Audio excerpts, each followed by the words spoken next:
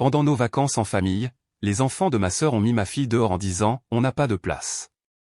T'es trop grosse. Dors dehors avec les chiens. » Quand elle les a confrontés, ma sœur est allée chercher ma fille, la jeter dans la rivière en criant « La prochaine fois, n'ose plus répondre à des enfants qui te sont supérieurs. » Je suis allé chercher ma fille, terrifiée, et ma mère a crié « Prends ta fille sans valeur et disparaît. Tu es ingrate. Nous ne t'avons jamais voulu ici. » Papa a ajouté « Certaines personnes n'ont tout simplement pas leur place dans cette famille. » Je suis resté calme, j'ai emmené ma fille trempée et je leur ai dit « Bonne chance pour retrouver le chemin de la maison. » Après 20 minutes, leurs appels désespérés ont commencé à arriver. J'ai souri et j'ai dit « Je m'appelle Nina. J'ai 36 ans et je suis une mère célibataire avec une fille incroyable de 15 ans, Jade. Voici l'histoire de comment ma famille a appris que certains ponts, une fois brûlés, ne peuvent jamais être reconstruits. Permettez-moi de vous donner d'abord un peu de contexte. J'ai toujours été le mouton noir de ma famille.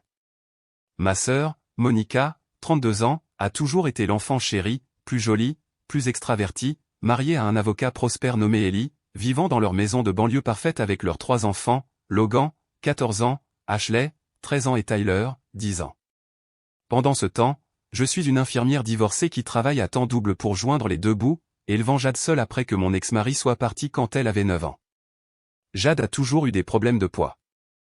Elle n'est pas obèse, mais elle est certainement du côté plus lourd, et les enfants à l'école ont été cruels à ce sujet. J'ai passé des années à renforcer sa confiance en elle, à l'emmener en thérapie, à l'aider à comprendre que sa valeur n'est pas déterminée par un chiffre sur une balance. Elle est brillante, drôle, artistique et elle a le plus grand cœur de toutes les personnes que je connais. Mais ma famille, ils n'ont jamais vu au-delà de son apparence. Chaque réunion de famille était un cauchemar. Les enfants de Monica faisaient des commentaires acerbes sur le poids de Jade, et quand je les confrontais, Monica se contentait de rire en disant « Les enfants seront des enfants » ou « Peut-être que Jade devrait prendre cela comme une motivation pour perdre du poids. » Ma mère, Linda, et mon père, Robert, prenaient toujours le parti de Monica, disant que j'étais trop sensible et que je devais endurcir Jade pour le monde réel. J'aurais dû arrêter d'assister à ces rassemblements il y a des années, mais j'ai continué d'espérer que les choses changeraient. Jade n'arrêtait pas de demander pourquoi nous ne pouvions pas être une famille normale, et je n'ai pas eu le cœur de lui dire que certaines familles sont tout simplement toxiques. La goutte d'eau qui a fait déborder le vase a été notre voyage de camping familial annuel au lac Pine. C'est un endroit modérément éloigné à environ 1h30 de la ville la plus proche, accessible par un chemin de gravier sinueux à travers la forêt. Nous y allons chaque été depuis 8 ans. La famille de Monica avait cette grande caravane, tandis que Jade et moi apportions toujours notre petite tente pour 2 personnes. Cette année a été différente dès le moment où nous sommes arrivés. Les enfants de Monica étaient plus hostiles que d'habitude, et Monica elle-même semblait avoir une cruauté supplémentaire. J'ai découvert plus tard qu'elle traversait des problèmes de mariage, Ellie avait une liaison, mais à l'époque, je savais juste que quelque chose n'allait pas. Les 2 premiers jours étaient déjà assez mauvais. Logan n'arrêtait pas de heurter accidentellement Jade, la faisant tomber sa nourriture. Ashley commentait bruyamment combien Jade mangeait à chaque repas. Tyler, suivant l'exemple de ses aînés, a commencé à l'appeler « Jade l'hippopotame » quand il pensait que les adultes n'écoutaient pas. J'ai abordé la question à chaque fois, mais Monica se contentait de lever les yeux au ciel et de dire que ses enfants ne faisaient que jouer. Maman et papa ont fait comme s'ils n'avaient rien entendu, trop occupés à se pâmer devant la famille de Monica pour remarquer la détresse croissante de Jade. La 3e nuit, les choses ont dégénéré au-delà de tout ce que j'aurais pu imaginer. Jade dormait dans la caravane avec les enfants de Monica parce que notre tente avait été endommagée lors d'une tempête la nuit précédente. Je dormais sur le canapé-lit dans la zone principale pendant que Monica et Ellie prenaient la chambre principale, et mes parents avaient leur propre caravane garée à proximité. Vers minuit, j'ai été réveillé en sursaut par Jade qui se tenait à côté du canapé, tremblant et pleurant. Son pyjama était humide de rosée et elle avait de la terre sur les genoux. « Maman » a-t-elle chuchoté. « Ils m'ont enfermé dehors. » Mon sang a immédiatement commencé à bouillir. « Qu'est-ce que tu veux dire par ils t'ont enfermé dehors ?» À travers ses larmes, Jade a expliqué qu'elle s'était levée pour aller aux toilettes. Et quand elle est revenue, Logan avait verrouillé la porte de la chambre de l'intérieur. Quand elle a frappé, Ashley a ouvert juste assez pour sortir sa tête. « On n'a pas de place. T'es trop grosse.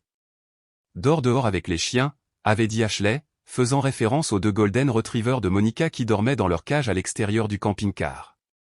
Jade avait passé la dernière heure assise par terre à côté des cages à chiens, trop effrayée et gênée pour me réveiller, espérant que les enfants de Monica la laisseraient rentrer. J'étais furieuse, mais j'ai essayé de rester calme pour le bien de Jade. « Viens, ma chérie. Allons leur parler. » Je me suis dirigé vers la caravane avec Jade derrière moi et j'ai frappé fermement à la porte de la chambre. Logan, Ashley, Tyler, ouvrez cette porte tout de suite. J'entendais des rires à l'intérieur. Finalement, Ashley a ouvert la porte avec ce petit sourire suffisant sur son visage. « Qu'est-ce qu'il y a, tante Nina ?» demanda-t-elle innocemment. « Vous savez exactement ce qui ne va pas. Vous avez enfermé Jade dehors et vous lui avez dit de dormir avec les chiens. C'est totalement inacceptable. » « On ne l'a pas enfermé dehors, » dit Logan, apparaissant derrière Ashley. « On a juste dit qu'il n'y avait pas assez de place. Elle prend trop de place. » Tyler intervint depuis l'un des lits superposés. « Ouais, elle est trop grosse. Le lit pourrait casser. » Le visage de Jade se décomposa et elle s'avança. « Ce n'est pas vrai. Je ne prenais pas tellement de place. Vous êtes juste méchant. »« Ne nous élève pas la voix, grosse, » rétorqua Ashley. « Tu es notre invité ici. Nous ne sommes pas obligés de partager notre espace avec toi. » C'est alors que Jade a fait quelque chose qui m'a à la fois brisé le cœur et rendu fier. Bien qu'elle ait été humiliée et blessée, elle s'est redressée et a dit « Je ne suis pas grosse, et même si je l'étais, cela ne vous donne pas le droit d'être cruel. Nous sommes une famille. » Les enfants ont juste ri, mais leur rire a été interrompu lorsque Monica est apparue dans le couloir, clairement agacée d'avoir été réveillée. « Qu'est-ce que c'est tout ce bruit ?» demanda-t-elle. J'ai rapidement expliqué ce qui s'était passé, m'attendant à ce qu'elle discipline ses enfants et s'excuse. Au lieu de cela, Monica a regardé Jade avec dégoût. « Peut-être que si tu n'étais pas aussi sensible, cela ne serait pas un problème, » a dit Monica. « Mes enfants ne font qu'être honnêtes. Et honnêtement, Jade, tu as pris beaucoup de place. » Le visage de Jade est devenu blanc. « Tante Monica, je ne... » « Ne m'appelle pas tante Monica, » interrompit Monica. « Tu dois prendre ta place dans cette famille. » « Sa place ?» Je me suis interposé entre Monica et Jade, ma voix devenant dangereusement basse. « Qu'est-ce que tu veux dire exactement par là ? » « Je veux dire, » dit Monica, sa voix s'élevant, « que certains d'entre nous contribuent à cette famille et que d'autres ne font que prendre. Certains d'entre nous ont des mariages réussis et des enfants beaux et bien élevés, et d'autres ? » Elle regarda Jade avec insistance, puis moi. « Eh bien, d'autres pas. » La caravane était devenue très silencieuse. Ellie était apparue dans l'encadrement de la porte de la chambre, et j'entendais les voix de mes parents à l'extérieur. Ils avaient été réveillés par toute cette agitation. Jade, que Dieu la bénisse, n'allait pas laisser passer ça. Malgré les larmes qui coulaient sur son visage, elle a regardé Monica droit dans les yeux et a dit « Ma mère travaille plus dur que quiconque que je connaisse. Elle sauve des vies tous les jours. Et je ne suis pas parfaite, mais je suis gentille avec les gens, ce qui est plus que je ne peux en dire pour vos enfants. » Le silence qui suivit fut assourdissant. Puis le visage de Monica se tordit de rage. « Comment oses-tu répondre à des enfants qui te sont supérieurs ?» hurla Monica, et avant que je puisse réagir, elle attrapa Jade par le bras et commença à la traîner vers la porte de la caravane. « Lâche-la !» hurlai-je, me jetant en avant. Mais Monica tirait déjà Jade vers le bas des marches de la caravane. Ce qui s'est passé ensuite me donne encore des cauchemars. Monica, dans sa fureur, a traîné Jade vers le lac. Le quai n'était qu'à environ 6 mètres de la caravane, et avant que je puisse les atteindre, Monica avait attrapé Jade par les épaules et l'avait littéralement jetée à l'eau. « La prochaine fois, n'ose plus répondre à des enfants qui te sont supérieurs. » cria Monica alors que Jade refaisait surface, haletant et pleurant. L'eau était incroyablement froide. C'était début juin dans un lac de montagne de haute altitude, et Jade était dans son pyjama fin. Elle essayait de nager jusqu'au rivage, mais elle paniquait et le quai était plus haut qu'elle ne pouvait atteindre depuis l'eau. J'ai couru devant Monica, sans même la regarder, et j'ai sauté dans le lac tout habillé pour aller chercher ma fille. L'eau était si froide qu'elle m'a coupé le souffle. Mais j'ai réussi à attraper Jade et à l'aider à atteindre le rivage où il y avait une petite zone de plage. Jade tremblait de façon incontrôlable à cause du froid et du choc. J'essayais de l'envelopper dans mon sweatshirt quand j'ai entendu la voix de ma mère derrière nous. « Prends ta fille sans valeur et disparaît. » Tu es ingrate. Nous ne t'avons jamais voulu ici. Je me suis retourné et j'ai vu toute ma famille se tenir là. Maman avait les bras croisés, l'air dégoûté. Papa secouait la tête. Monica avait ce sourire satisfait sur son visage tandis qu'Ellie avait l'air mal à l'aise mais ne disait rien. Les enfants de Monica regardaient depuis la caravane, appréciant clairement le spectacle. Ingrate ? dis-je, ma voix tremblant de rage. Ma fille vient d'être agressée et jetée dans un lac, et je suis ingrate ? Elle avait besoin d'apprendre un peu de respect, dit froidement papa. Certaines personnes n'ont tout simplement pas leur place dans cette famille. C'était ça. C'était le moment où j'ai réalisé que j'en avais assez. Complètement assez. J'ai regardé ma fille tremblante et traumatisée, puis ces gens qui partageaient mon ADN mais qui n'étaient en rien comme une famille pour moi. Tu as absolument raison, papa, dis-je, ma voix devenant étrangement calme. Certaines personnes n'ont pas leur place dans cette famille. Viens, Jade. On s'en va. Bon débarras, lança Monica. Peut-être que maintenant nous pourrons profiter du reste de nos vacances en paix. J'ai aidé Jade à retourner à notre emplacement de camping et j'ai rapidement emballé nos affaires mouillées. Jade tremblait encore, alors j'ai mis le chauffage à fond dans ma voiture et je lui ai donné des vêtements secs pour se changer. Elle était silencieuse, traitant ce qui venait de se passer. « Maman, pourquoi il nous déteste tant ?» a-t-elle finalement demandé. « Je ne sais pas, ma chérie, dis-je honnêtement. Mais ça n'a plus d'importance. Nous ne reviendrons jamais. » Alors que je chargeais nos affaires dans la voiture, j'ai remarqué quelque chose d'important. Ma voiture était le seul véhicule à 4 roues motrices, et j'étais la seule à bien connaître ces routes de montagne. Je viens ici depuis que je suis enfant, bien avant que Monica ne commence à se joindre à nous. Je connaissais chaque virage de ce chemin périlleux vers la civilisation. Un plan a commencé à se former dans mon esprit. Voyez-vous, voici quelque chose que ma famille avait oublié dans son empressement à nous humilier, j'étais leur guide pour sortir. La berline de papa et la caravane de Monica n'étaient pas idéales pour les routes de gravier accidentées, surtout après que la récente tempête les ait rendues encore plus difficiles. Ellie pouvait techniquement conduire la caravane, mais il ne l'avait fait que sur les autoroutes.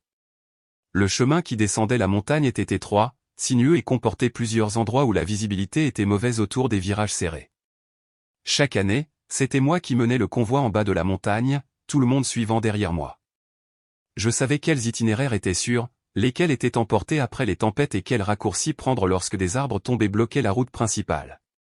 Mais il venait de dire très clairement que je n'étais pas de la famille, alors pourquoi devrais-je remplir des obligations familiales ?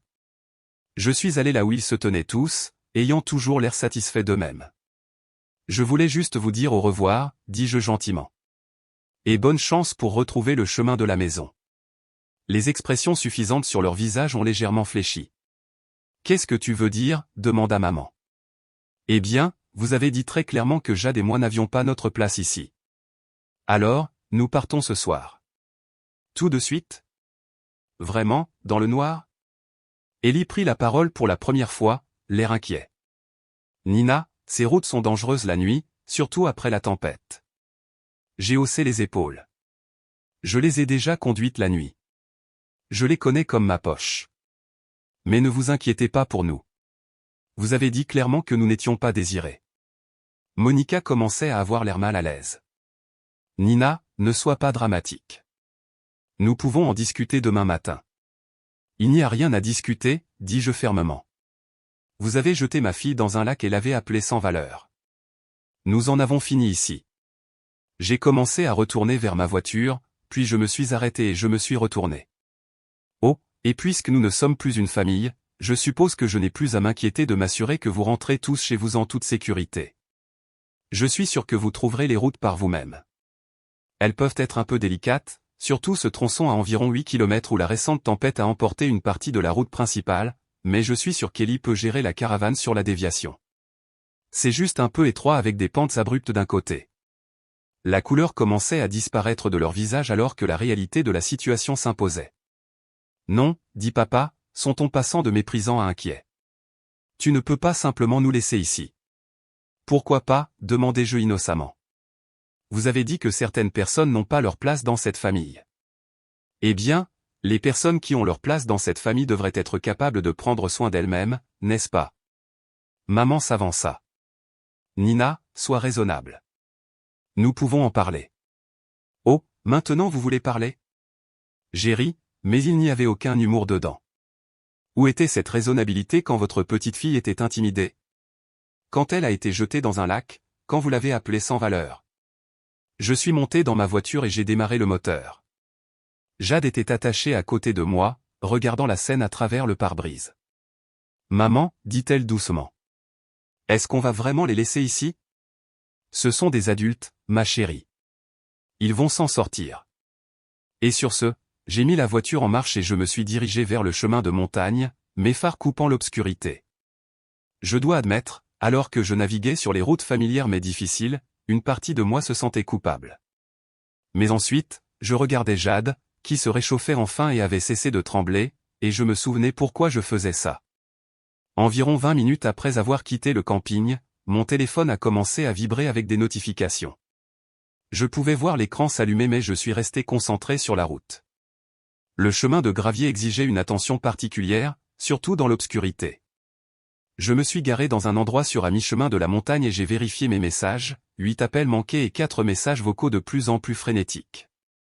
Le premier était de Monica, Nina, ce n'est pas drôle. Rappelle-moi. Le deuxième était de maman, Nina, nous devons parler. S'il te plaît, reviens. Au quatrième, qui était de papa, le ton avait complètement changé, Nina, s'il te plaît. Nous sommes désolés. Nous ne trouvons pas la route sur en bas dans le noir, et Ellie a peur de conduire la caravane sur ces routes sans être guidée. S'il te plaît, reviens et aide-nous. J'ai regardé Jade, qui écoutait les messages vocaux avec moi.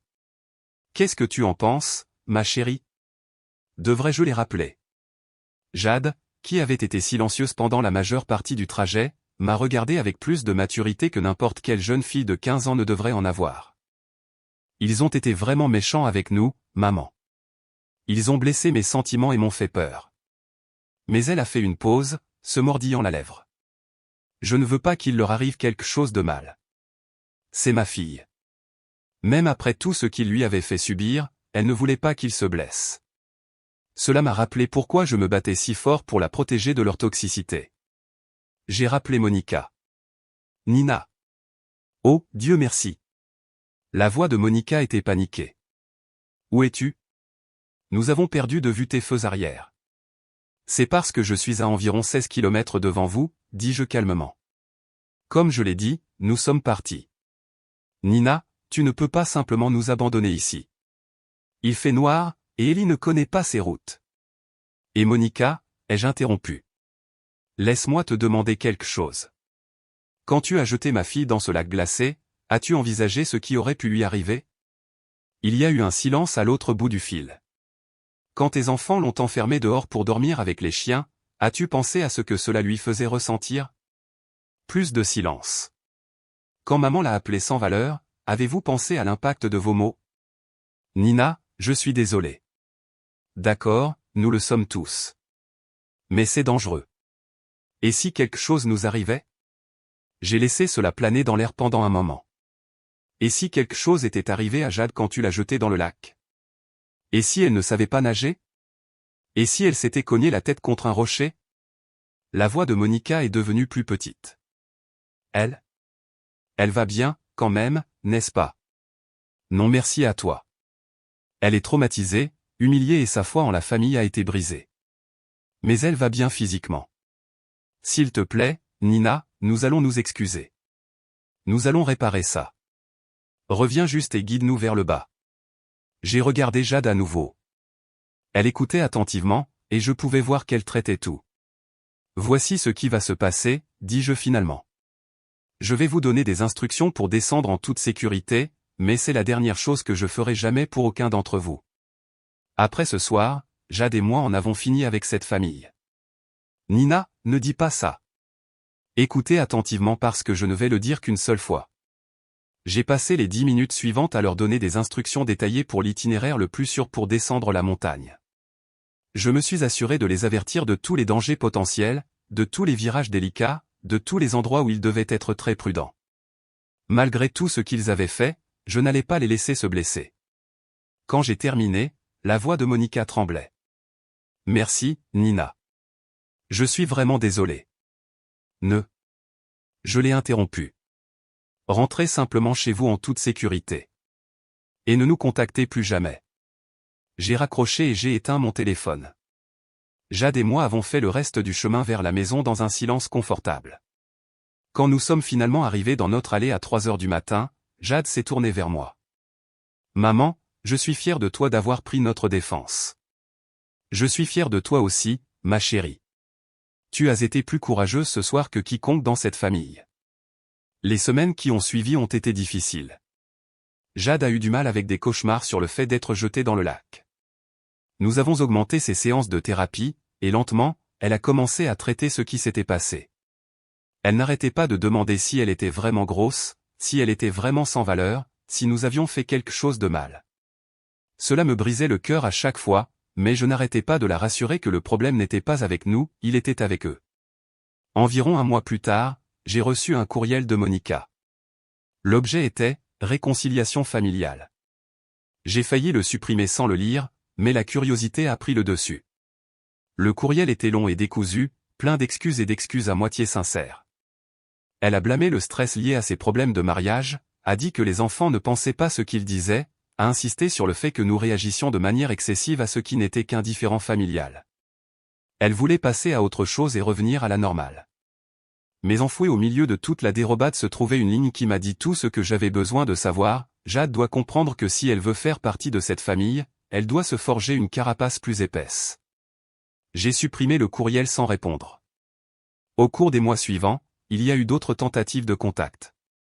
Maman a envoyé une carte d'anniversaire à Jade avec un message générique. Papa a laissé un message vocal disant que ses filles lui manquaient et qu'il voulait arranger les choses. Monica n'arrêtait pas d'envoyer des courriels avec des objets comme « Nous sommes toujours une famille » et « Parlons-en ». Je les ai tous ignorés. Le fait est que j'ai réalisé quelque chose d'important pendant ces semaines après le voyage de camping. Jade et moi ne manquions rien en coupant le contact avec eux. Au contraire, nos vies se sont améliorées. Jade a commencé à s'épanouir sans les critiques et les dénigrements constants. Sa confiance en elle a grandi. Elle a rejoint le club d'art de l'école et s'est fait de nouveaux amis qui l'appréciaient pour ce qu'elle était. Ses notes se sont améliorées. Elle souriait davantage. J'ai cessé de redouter les rassemblements familiaux et les fêtes. J'ai cessé de trouver des excuses pour le mauvais comportement des autres. J'ai cessé de soumettre ma fille à des abus au nom de la famille. Nous avons commencé à créer nos propres traditions. Nous avons passé le matin de Noël en pyjama à faire des crêpes et à regarder des films. Nous avons fait un voyage à la plage pendant les vacances de printemps où Jade s'est sentie suffisamment en confiance pour porter un maillot de bain et jouer dans les vagues sans se soucier des commentaires cruels. Nous avions des soirées jeux, des soirées cinéma et des soirées cuisine. Juste nous deux, et notre petite famille se sentait complète. Environ 6 mois après l'incident du camping, j'ai croisé Ellie à l'épicerie. Il avait l'air mal à l'aise quand il m'a vu, mais il s'est quand même approché. Nina, salut. Comment vas-tu? Comment va Jade? Nous allons très bien, ai-je dit honnêtement. Vraiment très bien. Il s'est agité maladroitement. Écoute, à propos de ce qui s'est passé au lac. Je sais que j'aurais dû prendre la parole. J'aurais dû arrêter Monica. Je suis désolé. J'ai apprécié les excuses, mais c'était trop peu, trop tard. Ellie, tu avais le choix à ce moment-là. Tu as choisi de rester silencieux pendant que ma fille était maltraitée. Cela me dit tout ce que j'ai besoin de savoir sur ton caractère. Son visage est devenu rouge. Ce n'est pas si simple, Nina. Tu sais comment Monica est, et tu es une adulte qui a fait le choix de se protéger au lieu d'un enfant. Je l'ai interrompu. Je ne te blâme pas pour les actions de Monica, mais je te blâme absolument pour ton inaction. J'ai commencé à m'éloigner, puis je me suis retourné. Pour ce que ça vaut, Ellie, j'espère que tu trouveras un jour le courage de défendre ce qui est juste. Surtout lorsqu'il s'agit de protéger les enfants. Je l'ai laissé là, debout dans l'allée des céréales, comme s'il avait reçu une gifle. Les vacances de cette première année ont été la partie la plus difficile du maintien de l'absence de contact. Halloween est arrivé et reparti sans la fête familiale habituelle chez papa et maman. Jade l'a demandé une fois, et je lui ai rappelé pourquoi nous n'y allions pas. Elle a hoché la tête solennellement et a dit qu'elle préférait rester à la maison et regarder des films d'horreur avec moi. Thanksgiving a été encore plus difficile. Pendant 17 ans, nous sommes toujours allés chez mes parents pour le grand dîner de famille. Jade a grandi avec ses traditions, aidant grand-mère Linda à faire la farce, regardant le défilé avec grand-père Robert, endurant même les commentaires constants des enfants de Monica sur la quantité de nourriture qu'elle mangeait. En novembre, il n'y avait que Jade et moi dans notre petit appartement. J'ai acheté une petite poitrine de dinde et tous les accompagnements, déterminé à rendre ce moment spécial. Mais pendant que j'étais en train d'écraser les pommes de terre, Jade est entrée dans la cuisine avec les larmes aux yeux. « Maman, tu crois qu'ils sont tous ensemble en ce moment? Qu'ils disent à quel point ils sont contents que nous ne soyons pas là. » Mon cœur s'est brisé. Malgré tout ce qu'ils nous avaient fait, Jade n'était encore qu'une enfant qui regrettait l'idée d'avoir des grands-parents et des cousins. « Je ne sais pas, ma chérie, ai-je dit honnêtement. Mais tu sais quoi? Même si c'est le cas, cela dit tout sur eux et rien sur nous. » Jade m'a aidé à finir de cuisiner, et nous avons mis notre petite table à manger avec la belle vaisselle que je réservais habituellement pour les invités. Nous avons allumé des bougies et avons dit à tour de rôle ce dont nous étions reconnaissants. Jade a dit qu'elle était reconnaissante pour moi, pour notre maison, et pour ne plus avoir à s'inquiéter que les gens soient méchants avec moi. C'est alors que j'ai su, malgré la tristesse de rompre avec la tradition, que nous avions fait le bon choix. Noël a été encore plus une épreuve. J'avais toujours fait des excès pour rendre Noël magique pour Jade. Mais sans le rassemblement de la famille élargie, je craignais qu'elle ait l'impression de passer à côté de quelque chose. Monica avait toujours fait une telle mise en scène de Noël chez elle, les décorations parfaites, les cadeaux coûteux, les photos professionnelles de sa famille en tenues assorties. Au lieu de cela, Jade et moi avons créé nos propres traditions. Nous avons choisi un sapin ensemble, un sapin légèrement de travers que personne d'autre ne voulait. Nous avons fabriqué des décorations à partir de papier de construction et de colle, le genre de bricolage que Monica avait toujours méprisé comme étant ringard. Nous avons fait des biscuits et les avons livrés à notre voisine âgée, Madame Patterson, qui nous a invités à prendre un chocolat chaud et nous a raconté des histoires de Noël pendant la Seconde Guerre mondiale. Le matin de Noël, Jade a ouvert ses cadeaux, moins nombreux que les années précédentes parce que l'argent était limité, mais choisi avec amour et soin. Son préféré était un ensemble de crayons de couleurs de qualité professionnelle pour ses dessins. Elle a passé tout l'après-midi à dessiner, complètement satisfaite. Maman, a-t-elle dit ce soir-là pendant que nous regardions à Christmas Story ou pour la 3e fois, c'était le meilleur Noël de tous les temps. Vraiment, ai-je demandé, surprise. Même sans toute la famille et le grand dîner? Jade a considéré cela sérieusement. Surtout sans tout ça. Je n'avais pas à m'inquiéter que quelqu'un se moque de la quantité de tartes que je mange ou me dise que mon art est mignon, mais pas réaliste. Je pouvais juste tout apprécier. Vers le nouvel an, les tentatives de culpabilisation se sont intensifiées. J'ai commencé à recevoir des cartes et des lettres de divers membres de la famille, toutes avec le même thème, la vie est courte. La famille est tout. Nous devrions laisser le passé derrière nous. Tante Margaret, la sœur de ma mère, a même appelé pour me dire que je détruisais la famille et que Jade avait besoin de ses grands-parents. Ce qu'aucun d'eux ne semblait comprendre, c'est que Jade n'avait jamais vraiment eu de grands-parents au sens propre du terme. Elle avait 2 adultes qui toléraient sa présence aux réunions de famille tout en favorisant clairement les enfants de Monica. Elle avait des gens qui lui donnaient des cadeaux génériques à Noël et des cartes d'anniversaire avec 5 $ à l'intérieur, mais qui ne prenaient jamais la peine de s'intéresser à ses intérêts ou à ses rêves. Le point de rupture est survenu lorsque Monica a envoyé une carte d'anniversaire à Jade en février. Jade avait eu 16 ans, enfin assez vieille pour conduire, et je lui avais organisé une petite fête avec 3 amis de l'école. Elle était si heureuse, si confiante, entourée d'enfants qui l'aimaient sincèrement. La carte de Monica est arrivée avec 2 jours de retard. À l'intérieur, il y avait une carte cadeau de 20 $ dans un magasin de vêtements et une note qui disait « Joyeux 16e anniversaire, Jade. J'espère que tu t'épanouis. Peut-être que cette année tu pourras trouver des vêtements plus flatteurs. Avec amour, tante Monica. » Jade l'a lu 2 fois, puis me l'a tendu sans dire un mot. J'ai observé attentivement son visage à la recherche de signes de douleur, mais au lieu de cela, j'ai vu quelque chose qui m'a étonné, de la clarté. Elle ne comprend toujours pas, n'est-ce pas, maman, a dit Jade. Elle pense toujours que le problème vient de moi. J'étais si fier de ma fille à ce moment-là. 16 ans, et elle pouvait voir à travers la manipulation et la fausse inquiétude jusqu'à la cruauté en dessous. Non, ma chérie, elle ne comprend pas, et elle ne comprendra probablement jamais. Jade a pris la carte et la carte cadeau et les a jetées toutes les 2 à la poubelle. Je ne veux rien de gens qui ne m'aiment pas vraiment, a-t-elle dit. C'est alors que j'ai su que le processus de guérison fonctionnait vraiment. Jade apprenait à reconnaître sa propre valeur et refusait d'accepter moins que ce qu'elle méritait. Le printemps a apporté ses propres défis. La fête des mères a été difficile parce que malgré tout, ma mère me manquait parfois. Pas la mère qui avait traité Jade d'inutile, mais la mère dont je me souvenais de ma propre enfance, celle qui avait bandé les genoux écorchés et aidé aux devoirs et m'avait dit que je pouvais être tout ce que je voulais être. Mais cette mère avait disparu en cours de route, remplacée par quelqu'un qui valorisait les apparences plutôt que la substance, qui choisissait ses préférés parmi ses petits-enfants, qui restait là pendant qu'une fillette de 12 ans était jetée dans un lac glacé. Jade, perspicace comme toujours, a remarqué ma mélancolie ce jour-là.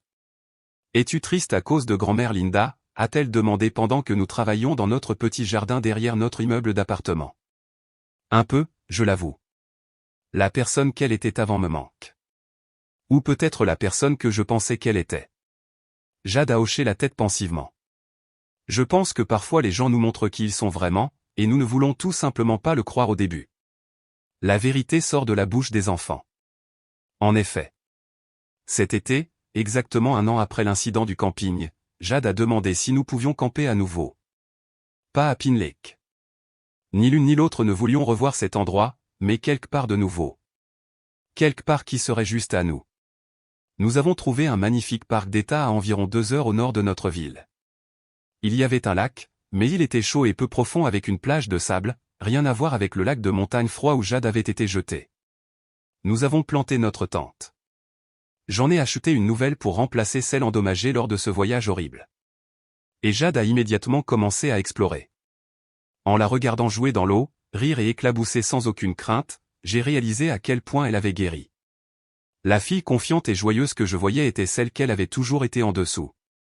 Il avait juste fallu supprimer les influences toxiques de sa vie pour que sa véritable personnalité puisse briller. Ce soir-là, alors que nous faisions griller des guimauves au-dessus de notre feu de camp, Jade a évoqué le voyage de l'année précédente sans y être invitée. « Maman, tu te demandes parfois ce qui se serait passé si tu n'avais pas si bien connu ces routes de montagne. » C'était une question qui m'était venue à l'esprit à plusieurs reprises. Que veux-tu dire? Comme, si tu n'avais pas pu les laisser là-bas? Si nous avions juste dû partir, et qu'ils auraient pu nous suivre? J'ai considéré cela. Je pense que nous aurions quand même été d'accord, ma chérie. Nous aurions quand même coupé les ponts. Cela aurait juste pu être plus difficile. Jade a poussé le feu avec un bâton, en réfléchissant. Je suis contente que ça se soit passé comme ça, quand même. Je suis contente que tu aies pu leur montrer que les actions ont des conséquences. Tu sais, je ne parlais pas seulement des routes de montagne ce soir-là quand je leur ai dit bonne chance pour retrouver votre chemin jusqu'à la maison au point. Jade m'a regardé, intéressée. Je parlais de retrouver leur chemin pour redevenir des gens décents, pour redevenir le genre de famille qu'il vaut la peine d'avoir. Jade est restée silencieuse pendant un long moment. Puis elle a dit, « Tu penses qu'ils le feront un jour ?» J'ai secoué la tête. Honnêtement, non. Je pense qu'ils sont trop investis dans le fait d'avoir raison pour admettre un jour qu'ils ont eu tort. C'est triste, a dit Jade, mais elle ne semblait pas triste. Elle semblait pragmatique, comme si elle énonçait une vérité observable sur la météo. C'est triste, ai-je convenu. Mais ce n'est pas notre responsabilité de les réparer ou d'attendre en espérant qu'ils changent. Un an après le voyage de camping, Jade et moi avons été invités au barbecue de la famille de Lisa, ma collègue. Lisa a 3 enfants à peu près de l'âge de Jade, et j'étais nerveuse quant à la façon dont Jade allait gérer le fait d'être entourée d'autres enfants après tout ce qui s'était passé. Je n'aurais pas dû m'inquiéter. Les enfants de Lisa ont accueilli Jade à bras ouverts. Ils l'ont incluse dans leur jeu, ont fait des compliments sur ses compétences artistiques et l'ont traitée comme si elle faisait partie de leur groupe depuis toujours. Quand Jade a accidentellement renversé du jus sur sa chemise, la fille de Lisa a proposé de lui prêter une des siennes. Quand un des garçons a fait une blague qui aurait pu être interprétée comme méchante, il s'est immédiatement excusé et a précisé qu'il était juste bête, pas blessant. En regardant Jade rire et jouer avec ses enfants, en la voyant se sentir vraiment acceptée et valorisée, j'ai réalisé ce qui nous avait manqué toutes ces années. Ce n'était pas la famille, c'était l'appartenance. Et parfois, ce n'est pas la même chose. Pendant que Jade courait dans le jardin avec ses nouveaux amis, Lisa s'est assise à côté de moi sur le porche. C'est une enfant spéciale, a dit Lisa, en regardant Jade enseigner aux plus jeunes enfants comment faire une roue. Elle l'est vraiment, ai-je convenu. Tu sais, je ne connais pas toute l'histoire de ta situation familiale, mais d'après de petites choses que Jade a mentionnées, je veux juste que tu saches que couper les ponts avec des personnes toxiques, même la famille, est l'une des choses les plus courageuses que tu puisses faire en tant que parent. J'ai senti des larmes me monter aux yeux. Certains jours, je me demande si j'ai fait la bonne chose, si j'aurais dû essayer plus fort de faire en sorte que ça marche. Lisa a secoué la tête fermement. Non. Regarde ta fille. Regarde-la vraiment. Elle est confiante. Elle est gentille. Elle est heureuse. Cela ne se produit pas par accident. Cela se produit parce qu'elle a une maman qui la protège et se bat pour elle et lui montre ce qu'elle mérite. Ce soir-là, pendant que Jade et moi rentrions en voiture après le barbecue, elle bavardait avec enthousiasme au sujet de ses nouveaux amis et demandait quand nous pourrions les revoir. Maman, a-t-elle dit soudainement, je sais, je demandais souvent pourquoi grand-mère et grand-père, la famille de tante Monica, ne nous rendent plus visite. Mon cœur s'est serré. Oui, ma chérie. Je ne me pose plus cette question. Je pense que nous sommes mieux sans eux. La vérité sort de la bouche des enfants. Cela fait maintenant 2 ans depuis l'incident du camping. Jade a 17 ans, elle s'épanouit en tant qu'élève de 3e au lycée, et elle a un groupe solide d'amis qui l'aiment exactement comme elle est. Elle suit une thérapie, mais maintenant elle est axée sur des problèmes typiques d'adolescents et la préparation à l'université plutôt que sur la guérison d'un traumatisme familial. Elle est confiante, affirmée et connaît sa valeur. J'ai dû changer de numéro de téléphone 2 fois parce qu'il continuait à trouver des moyens de me contacter. Maman s'est même présentée une fois sur mon lieu de travail, provoquant une scène jusqu'à ce que la sécurité l'escorte à l'extérieur. À chaque fois, je suis resté ferme. C'est fini. Le mariage de Monica a fini par s'effondrer. Ellie a demandé le divorce environ 1 an après le voyage de camping. Par le biais de connaissances communes, j'ai appris que Monica avait essayé de blâmer notre éloignement familial pour ses problèmes conjugaux, affirmant que le drame que j'avais causé avait mis trop de stress sur leur relation. Parce qu'apparemment, dans le monde de Monica, tenir les gens responsables de la maltraitance d'enfants provoque un drame. Je ne me sens pas mal pour elle. Pas même un peu. Le mois dernier, Jade et moi étions au centre commercial quand elle m'a soudainement attrapé le bras. Maman, ne regarde pas, mais tante Monica est là-bas près de l'aire de restauration avec Ashley. Mon premier instinct a été de partir immédiatement, mais Jade m'a surprise. Pouvons-nous y aller, a-t-elle demandé. Jade, ma chérie, je ne pense pas que ce soit une bonne idée. Je ne veux pas leur parler, a-t-elle dit rapidement. Je veux les voir, pour voir comment je me sens. Nous avons marché nonchalamment dans leur direction, en restant assez loin pour qu'elle ne nous remarque pas. Monica avait l'air plus vieille, plus fatiguée. Ashley avait grandi mais avait toujours cette même expression de fille méchante dont je me souvenais. Jade les a regardés pendant quelques minutes, puis s'est tournée vers moi. Elle ne me manque pas, a-t-elle dit d'un ton pragmatique. Je pensais que peut-être oui, mais non. C'est grave? Pas du tout, ma chérie. Tu ne dois une relation à personne, pas même aux membres de ta famille. Surtout aux membres de ta famille qui t'ont fait du mal. Alors que nous nous éloignons, Jade a glissé sa main dans la mienne. Maman, je suis contente que tu m'aies choisi. Et c'est ça le truc, je l'ai choisi. J'ai choisi ma fille plutôt que l'approbation de personnes qui ne la méritaient pas. J'ai choisi son bien-être plutôt que de maintenir la paix. J'ai choisi son avenir plutôt que de maintenir des traditions toxiques.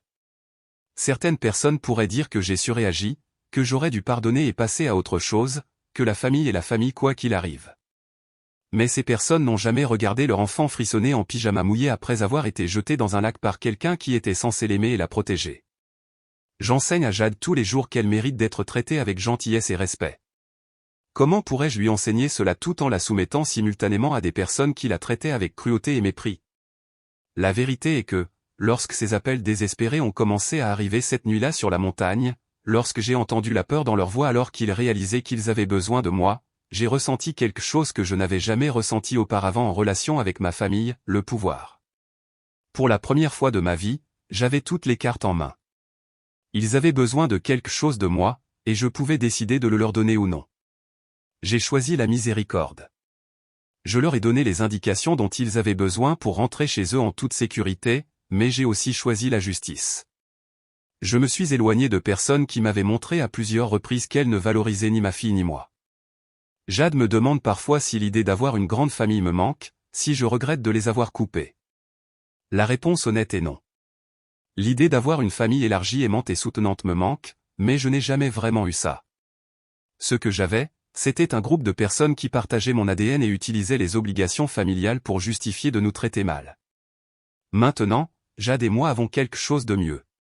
Nous avons choisi une famille, des amis comme Lisa qui célèbrent les victoires de Jade et la soutiennent dans les moments difficiles. Nous avons des collègues qui se souviennent de l'anniversaire de Jade et s'enquièrent de ses projets artistiques. Nous avons des voisins qui s'assurent que nous allons bien pendant les tempêtes et nous invitent à des fêtes de quartier. Nous avons une petite famille soudée de 2 personnes fondée sur le respect mutuel, l'amour inconditionnel et la compréhension que la famille est une question de façon dont vous vous traitez les uns les autres, pas de génétique partagée. Lorsque Jade obtiendra son diplôme du lycée l'année prochaine, il n'y aura pas de tante, d'oncle et de grands-parents dans le public. Mais il y aura des gens qui l'aiment, qui l'encourageront. Lorsqu'elle se mariera un jour, si elle le souhaite, elle n'aura pas à s'inquiéter des plans de table qui évitent les drames familiaux. Quand elle aura ses propres enfants, ils grandiront en sachant qu'ils sont valorisés et aimés inconditionnellement. Et si jamais quelqu'un essaie de jeter ses enfants dans un lac ou de les traiter d'inutiles, il apprendra très vite ce qui se passe quand on s'en prend à notre famille. Parce que cette nuit-là sur la montagne, quand je leur ai dit « Bonne chance pour retrouver votre chemin jusqu'à la maison », je ne parlais pas seulement du chemin pour descendre la montagne. Je parlais de retrouver leur chemin pour redevenir des êtres humains décents. Et honnêtement, je ne pense pas qu'ils le feront un jour. Mais c'est leur perte, pas la nôtre. Jade et moi avons retrouvé notre chemin jusqu'à la maison ce soir-là, et nous construisons quelque chose de beau depuis lors.